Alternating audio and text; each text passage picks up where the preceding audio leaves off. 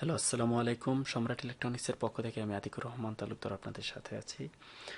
আমাদের আজকে টিউটোরিয়াল হচ্ছে আরডিনো নিয়ে। তো আমাদের প্রথম টিউটোরিয়াল আরডিনো পর্ব 1। এই পর্বে আমরা যে বিষয়গুলি নিয়ে আলোচনা করব তা হচ্ছে আরডিনো কি, মাইক্রোকন্ট্রোলার কি, আরডিনো কি কি কাজে ব্যবহার করা হয়, আরডিনো ব্যবহারের সুবিধা এবং অসুবিধা ইত্যাদি বিষয় নিয়ে আমরা আরডিনো পর্ব 1 আলোচনা করব এবং ধাপে ধাপে আমরা আরডিনোর আরও বিভিন্ন বিষয় নিয়ে আরডিনোর প্রোগ্রাম এবং আরডিনো দিয়ে বিভিন্ন ধরনের প্রজেক্ট কীভাবে বানাতে হয় সেই বিষয়গুলি আমরা দেখাবো। তো চলুন শুরু করা যাক। প্রথমেই আমাদের যে বিষয়টি সম্পর্কে জানতে হবে তা হচ্ছে আরডিনো কি। তো আরডিনো হচ্ছে এভিআর মাইক্রোকন্ট্রোলার ভিত্তিক একটি ডেভেলপমেন্ট বোর্ড। একে সিঙ্গেল বোর্ড কম্পিউটারও বলা যেতে পারে বা আমরা একে মিনি কম্পিউটারও বলতে পারি, যেহেতু এই বোর্ডের মাধ্যমে খুব সহজে বিভিন্ন ইনপুট আউটপুট ডিভাইস যেমন ডিসপ্লে, কিবোর্ড, মাউস, স্পিকার, বিভিন্ন সেন্সর, মেমোরি সংযুক্ত করা যায়।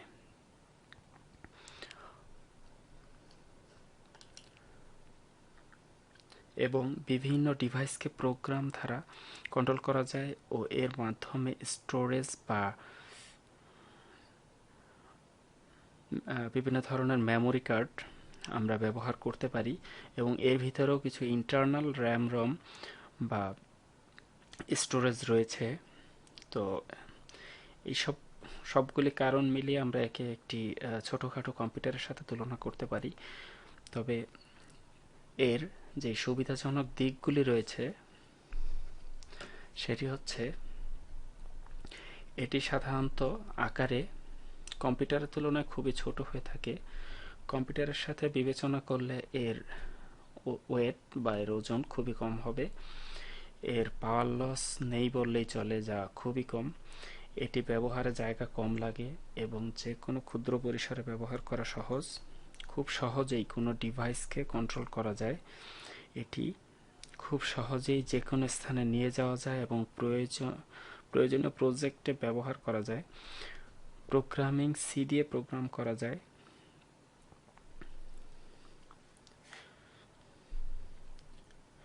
খুবই স্বল্প ব্যয় সাপেক্ষ, স্বল্প মূল্যের কারণে যে কোনো স্টুডেন্ট প্রজেক্টে ব্যবহার করা যায়।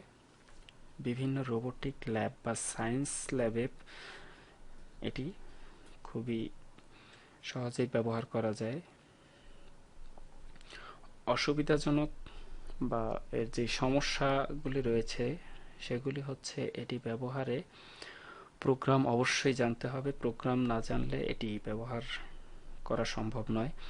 আরডিনোতে সরাসরি প্রোগ্রাম লেখা যায় না, এর জন্য কম্পিউটারের সহায়তা নিতে হয়। আমরা যেমন একটি কম্পিউটারে সরাসরি বিভিন্ন ধরনের প্রোগ্রাম লিখতে পারি এবং রান করতে পারি, তো আরডিনোর মধ্যে সরাসরি আসলে প্রোগ্রাম লেখা যায় না। এক্ষেত্রে কম্পিউটার থেকে প্রোগ্রাম লিখে কম্পিউটারে হ্যাক্স ফাইল জেনারেট করে সে ফাইলটা আরডিনোতে দিলে তারপর আরডিনো সেটা এক্সিকিউশন করতে পারে। তার আগ পর্যন্ত সেটা আরডিনো বুঝতে পারবে না। আর আরডিনোতে সরাসরি প্রোগ্রাম করার কোনো সিস্টেম নেই। এর মাধ্যমে কোনো অপারেটিং সিস্টেম যেমন উইন্ডোজ বা ম্যাক, লিনাক্স এই ধরনের কোনো অপারেটিং সিস্টেম রান করা যায় না। আরডিনোতে কোনো ধরনের সফটওয়্যার ইনস্টল করা যায় না। আমরা যেমন বিভিন্ন ধরনের গান শোনার জন্য, ভিডিও দেখার জন্য অথবা বিভিন্ন ধরনের প্রোগ্রাম করার জন্য অথবা অফিস ওয়ার্ক করার জন্য বিভিন্ন ধরনের সফটওয়্যার ইনস্টল করে থাকি, এরকম ডিরেক্টলি কোনো ধরনের সফটওয়্যার আরডিনোতে ইনস্টল করা যায় না। ইন্টারনাল স্টোরেজ খুবই কম থাকে। এটি মূলত আমরা যেই আরডিনোতে যে প্রোগ্রামগুলি লোড করে থাকি, তো সেই প্রোগ্রামগুলি আসলে স্টোর করার জন্য যে মেমোরিটি দরকার সেই মেমোরিটুকুই আরডিনোর মধ্যে থাকে। তো এর মেমোরি স্পেস খুবই কম হয়ে থাকে। এটি কোনো ধরনের উত্তপ্ত স্থানে অথবা খুব আর্দ্র স্থানে রাখলে বিভিন্ন ধরনের সমস্যা দেখা দেয় এবং এর স্থায়িত্ব কমে যায়। তো অতএব এটি এই ধরনের জায়গাতে মোটেই সুইটেবল না। গুরুত্বপূর্ণ যেসব গবেষণা কেন্দ্র আছে সেসব জায়গাতে এটি ব্যবহার না করাটাই উত্তম আসলে, কারণ ওইসব জায়গাতে এটি দেখা গেছে সঠিকভাবে যদি কাজ করতে না পারে তখন বিভিন্ন ধরনের সমস্যা সৃষ্টি করতে পারে। বড় ধরনের কোনো ইন্ডাস্ট্রিয়াল কন্ট্রোল সিস্টেমে কোনো আর্ডিনো বা মাইক্রোকন্ট্রোলার ব্যবহার করা উচিত নয়। এটি ছোটোখাটো যে কোনো অপারেশনে বা ছোটোখাটো কাজে ব্যবহার করা যায়, তবে বড় ধরনের যেসব কন্ট্রোলিং সিস্টেম থাকে এখানে অনেকগুলি জিনিস একসাথে কন্ট্রোল করতে হয়, টাইমিং সিকোয়েন্স অনুসারে এগুলোকে বিভিন্ন ধরনের সেন্সরের ইনপুট নিয়ে বা আউটপুট অনুসারে বিভিন্ন ধরনের অনেকগুলি কাজ একসাথে করতে। তো এইসব বড় ধরনের কন্ট্রোলিং সিস্টেমগুলোতে আর্ডিনো বা আর্ডিনোর যে মাইক্রোকন্ট্রোলার আছে AVR 328P, তো এটি ব্যবহার না করাটাই ভালো। এবং আর্ডিনো কিছু কিছু ক্রিটিক্যাল সিচুয়েশনে এটি হ্যাং করে বা প্রোগ্রাম অনেক সময় উল্টাপাল্টা কাজ করতে থাকে, যে প্রোগ্রাম সঠিকভাবে কাজ করছে না। তো এটি একটি প্রবলেম রয়েছে। হাইপার কন্ট্রোলিং এ মাইক্রোকন্ট্রোলারের তুলনায় মাইক্রোপ্রসেসর অনেক সুন্দরভাবে এবং দীর্ঘ সময় কাজ করতে পারে। তো এই হচ্ছে আমাদের আর্ডিনোর বিভিন্ন ধরনের সুবিধাজনক এবং অসুবিধাজনক যেই দিকগুলি আছে সেই দিকগুলি নিয়ে আমরা কথা বললাম। তো আর্ডিনো আসলে বিভিন্ন ধরনের হয়ে থাকে এবং এই বিভিন্ন ধরনের আর্ডিনো দিয়ে আমরা বিভিন্ন ধরনের প্রজেক্টে এটিকে ব্যবহার করতে পারি। তো আর্ডিনো আমরা আসলে কি কি কাজে ব্যবহার করতে পারি এটি আমরা একটু দেখি। আর্ডিনো আমরা এই ধরনের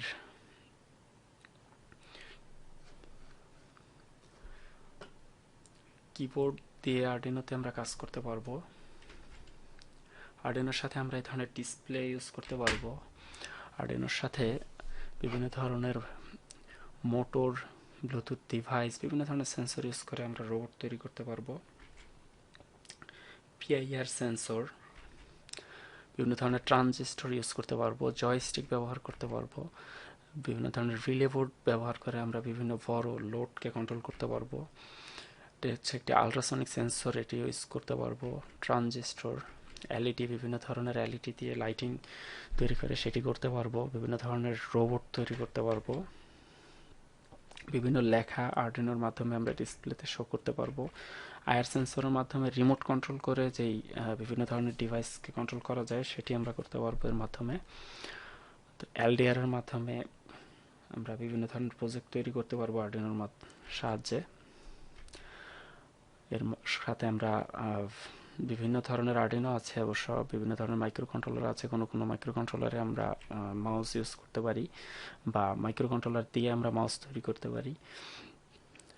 আমরা বিভিন্ন ধরনের গিয়ার মোটর ইত্যাদি বিভিন্ন ধরনের ডিভাইস আমরা ইউজ করে অনেক ধরনের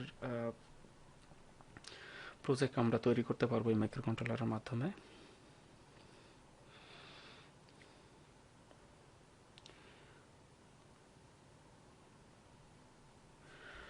তো এগুলি আসলে আমাদের উপরে ডিপেন্ড করে আমরা আসলে মাইক্রোকন্ট্রোলার দিয়ে কি করতে চাচ্ছি।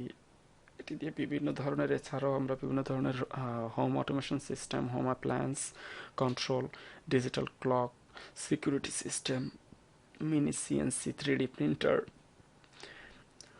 GSM, GPRS এর যে প্রজেক্টগুলো হয় ইত্যাদি বিভিন্ন ধরনের প্রজেক্ট আসলে আমরা করতে পারবো। তো আর্ডিনো সম্পর্কে আমরা এতক্ষণ জানলাম। তো এই আর্ডিনো হচ্ছে AVR মাইক্রোকন্ট্রোলার ভিত্তিক একটি ডেভেলপমেন্ট বোর্ড। তো এখন আমরা দেখি বিভিন্ন রকমের আর্ডিনো আসলে মার্কেটে রয়েছে। তো এর ভিতরে আমরা জনপ্রিয় কয়েকটি আর্ডিনো আজকে দেখব। পরবর্তীতে আমরা এর ভিতরে যেই আর্ডিনোগুলি আসলে সবচেয়ে বেশি জনপ্রিয় এবং যে আর্ডিনোগুলি একটা থেকে একটা প্রোগ্রামিং কিছুটা আলাদা, আমরা সেই আর্ডিনোগুলি আলাদাভাবে প্রোগ্রামিং দেখব পরে ধাপে ধাপে পরবর্তী টিউটোরিয়ালগুলোতে। এটি হচ্ছে আর্ডিনো প্রো মিনি। এটি আসলে মূলত আরডিনোর যে ডেভেলপমেন্ট বোর্ডগুলি রয়েছে এর ভিতরে সবচেয়ে ছোট আরডিনো বোর্ড, এবং এটি যেসব জায়গাতে আমাদের যেসব প্রজেক্টের ক্ষেত্রে আমাদের অল্প জায়গার ভিতরে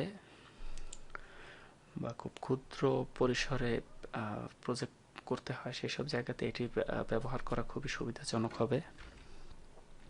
এটি হচ্ছে আরডিনো মাইক্রো, এটিও একটি খুব ছোট আকারের মাইক্রো কন্ট্রোলার ডেভেলপমেন্ট বোর্ড বা আরডিনো ডেভেলপমেন্ট বোর্ড যেটাই বলি। তো এটি আসলে আরডিনো প্রো মিনি থেকে কিছুটা বড়। এটি মূলত অ্যাটমেগা 32U4 মাইক্রোকন্ট্রোলারের মাধ্যমে গঠিত হয়। তো এই ধরনের কিছু কাস্টমস মাইক্রোকন্ট্রোলারও আমরা মার্কেটে বর্তমানে দেখতে পাই, যেগুলি দিয়েও আসলে আরডিনোর যে মেইন সফটওয়্যার আছে সেই সফটওয়্যারের মাধ্যমে বা যেই ডেভেলপমেন্ট এনভায়রনমেন্ট আছে সেখানে আমরা এটি দিয়ে প্রোগ্রাম করতে পারি এই কাস্টমস আরডিনোগুলোই। এটা হচ্ছে আরডিনো মেঘা, আরডিনো মাইক্রো, এটা হচ্ছে আরডিনো ডুও। আরডিনো মেঘা এটি হচ্ছে অ্যাটমেগা 2560 মাইক্রোকন্ট্রোলার নিয়ে গঠিত। এটি আমরা দেখতে পাচ্ছি যে অনেক বড় আকারের একটি আরডিনো বোর্ড। এতে অনেকগুলি ইনপুট আউটপুট ডিভাইস রয়েছে। এর মাধ্যমে আমরা অনেকগুলি ইনপুট আউটপুট ডিভাইসকে কাজে লাগিয়ে আমরা অনেক বড় কোনো প্রজেক্ট করলে বা রোবোটিক কোনো প্রজেক্ট করলে আমরা এটি ব্যবহার করতে পারবো। এটা হচ্ছে আরডিনো ডুও। আরডিনো ডুওটা হচ্ছে আরডিনোর যতগুলি ডেভেলপমেন্ট বোর্ড আছে এর ভিতরে সবচেয়ে শক্তিশালী একটি ডেভেলপমেন্ট বোর্ড, যেটি এআরএম এর ডিজাইনকৃত একটি মাইক্রোকন্ট্রোলার অ্যাটমেলের এটি দিয়ে করা হয়েছে। তো এটি খুবই শক্তিশালী একটি ডেভেলপমেন্ট বোর্ড বলা চলে। তো আমরা এগুলি নিয়ে কাজ করবো আস্তে আস্তে ধাপে ধাপে। এটা হচ্ছে আরডিনো ফিও মেঘা ডুও। এটা হচ্ছে আরডিনো লিলিপ্যাড। এটি মূলত আসলে বিভিন্ন ধরনের ওয়্যারেবল যেই ড্রেস বা বিভিন্ন ধরনের মুভির জন্য বা বিভিন্ন ধরনের ভিডিও শুটের জন্য অনেক সময় পোশাকে বা বিভিন্ন ধরনের এতে লাইটিং এর বিভিন্ন সিস্টেম আমরা দেখতে পাই। তো এই জিনিসটি মূলত আরডিনো লিলিপ্যাড ইউজ করে বেশিরভাগ করা হয় এবং এটি খুব সুবিধাজনকভাবে ব্যবহার করা যায়। এটি আরডিনো প্রো মিনি আমরা যেটি এর আগে দেখেছি। এটি হচ্ছে Arduino pro micro. Arduino pro মাইক্রোটা হচ্ছে অন্যান্য মাইক্রো থেকে এটি কিছুটা আলাদা। এটি অ্যাটমেগা 32U4 যে মাইক্রোকন্ট্রোলারটি এটি দিয়ে করা হয়ে থাকে। মূলত Arduino micro, Arduino pro micro এবং আরডিনো লিওনার্দো এই তিনটি একই মাইক্রোকন্ট্রোলার দ্বারা এবং একইভাবে গঠিত। এটির আকারের কিছুটা পরিবর্তন দেখা যায়। এটি হচ্ছে আরডিনো ইউএনও। আমরা বেসিক যেই টিউটোরিয়ালগুলি করব প্রথম অবস্থায়, এই টিউটোরিয়ালগুলি মূলত সব আরডিনো ইউএনও বেস করে করা হবে। তো আমরা সবাই চেষ্টা করব যে আরডিনো ইউএনও সম্পর্কে যতটা সম্ভব জানার জন্য, এবং আরডিনো ইউএনও নিয়েই আমরা পরবর্তীতে আমাদের বিস্তারিত আলোচনা এটার উপরে করা হবে। এবং আরডিনো ইউএনওর দিয়ে বিভিন্ন ধরনের প্রোগ্রাম এবং প্রোগ্রামগুলি আমরা আরডিনো বোর্ডে রান করে বিভিন্ন ধরনের প্রজেক্ট কিভাবে তৈরি করে এইগুলো দেখব, এবং পরবর্তীতে আসলে আমরা অন্যান্য আরডিনোগুলো নিয়েও টিউটোরিয়াল করব। তো প্রথম অবস্থায় আমরা আরডিনো ইউএনও নিয়ে টিউটোরিয়ালগুলি করতে থাকব। এটি একটি কাস্টমস আরডিনো। এটি মূলত আরডিনো মেঘা যে কাজটি করে এরকমই একটি আরডিনো। তো এটি আমরা দেখতে পাচ্ছি ইথার মেগা 2560, অর্থাৎ এটি অ্যাটমেগা 2560 মাধ্যমেই করা হয়েছে। তবে এখানে একটি ইথারনেট পোর্ট রয়েছে, যেটিকে আমরা আসলে ইন্টারনেটের সাথে যেই ব্রডব্যান্ড লাইন আছে ব্রডব্যান্ড লাইনের সাথে সরাসরি কানেক্ট করে কন্ট্রোল করতে পারবো। এটিও একটি কাস্টম আরডিনোর মতোই। তো এটিকে মূলত বলা হয় ওয়াইফাই আরডিনো। এটি ESP8266 যেই ওয়াইফাই চিপ রয়েছে তার মাধ্যমে এই বোর্ডটি গঠিত। তো এটি arduino.cc থেকে আর্ডিনোর প্রোগ্রাম দিয়ে একে প্রোগ্রাম করা যায়। এটিও উইমোসের একটি ওয়াইফাই আর্ডিনো। এটি একটি কাস্টমস আর্ডিনো। এটি হচ্ছে রোবোডাইনের ওয়াইফাই আর্ডিনো। এটা আর্ডিনো ইউএনওর মতো কাজ করবে আসলে, বাট এর সাথে বিল্ট ইন ওয়াইফাই চিপ রয়েছে ESP8266। তো এরকম বিভিন্ন ধরনের কাস্টম আর্ডিনো আমরা মার্কেটে দেখতে পাই এখন বর্তমানে। এগুলো সবই মূলত আর্ডিনোর মেইন সফটওয়্যার দিয়ে কাজ করা যায়। তো এরকম অনেক ধরনের আর্ডিনো বর্তমানে মার্কেটে আমরা দেখতে পাই। এই আর্ডিনোগুলো দিয়ে আমরা একইভাবে সব আর্ডিনো দিয়ে কাজ করতে পারবো, তবে এর ভিতরে কিছু কিছু বিশেষ বিশেষ যে আর্ডিনোগুলো রয়েছে এগুলো নিয়ে আমরা আলাদা আলাদাভাবে টিউটোরিয়াল করব এবং এগুলো নিয়ে আমরা বিস্তারিত বিভিন্ন টিউটোরিয়াল আলোচনা করার চেষ্টা করব। আর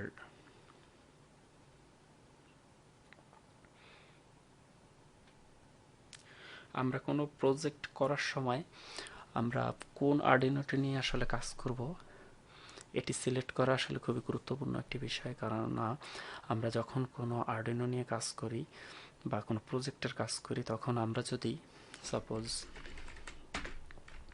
আমরা খুব ছোট এলইডির একটা প্রজেক্ট করতে গিয়ে আমরা যদি এই ধরনের একটা আর্ডিনো ইউজ করি যেটি 8 মেগা 2560 প্লাস ওয়াইফাই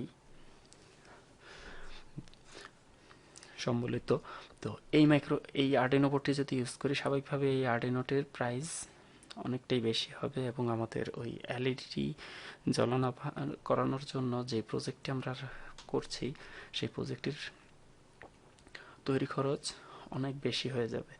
তো সেক্ষেত্রে আমাদেরকে অবশ্যই সবসময় খেয়াল রাখতে হবে আমার প্রজেক্টে যাতে স্বল্প খরচের ভিতরে কিভাবে কমপ্লিট করা যায় এবং কোন আর্ডিনোটি আমার জন্য সবচেয়ে পারফেক্ট হবে বা সবচেয়ে ভালোভাবে কাজ করবে।